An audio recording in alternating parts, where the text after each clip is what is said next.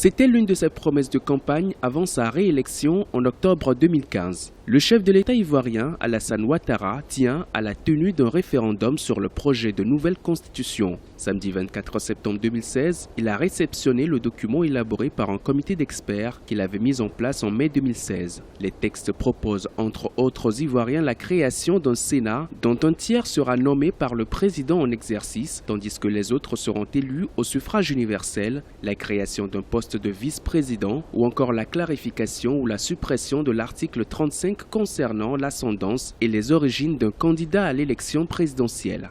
Notre pays doit être en effet doté d'une constitution moderne, consensuelle, impersonnelle et à l'épreuve du temps.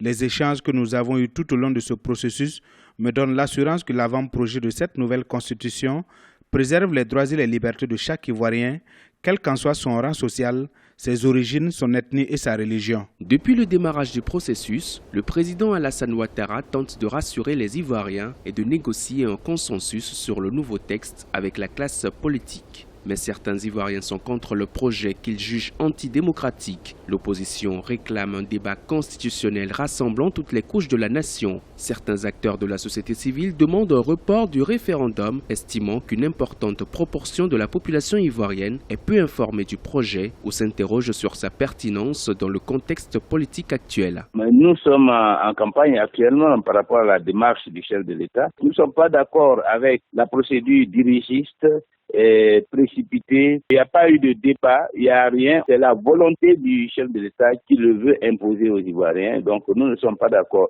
Si on doit élaborer une nouvelle constitution, il faut qu'on se donne le temps, qu'on crée les conditions et qu'on implique l'ensemble des forces vives de la nation, de manière à ce que cette constitution-là soit légitimée et soit l'émanation de la volonté générale des Ivoiriens. Malgré les inquiétudes de la société civile et de l'opposition, le gouvernement ivoirien s'est engagé à ce que le référendum ait lieu avant la fin de l'année 2016. Le chef de l'État a affirmé que dès le 28 septembre, le texte sera soumis à examen au Conseil des ministres, puis il sera présenté à l'Assemblée nationale le 5 octobre pour d'éventuels amendements. La consultation électorale devrait avoir lieu le 30 octobre 2016.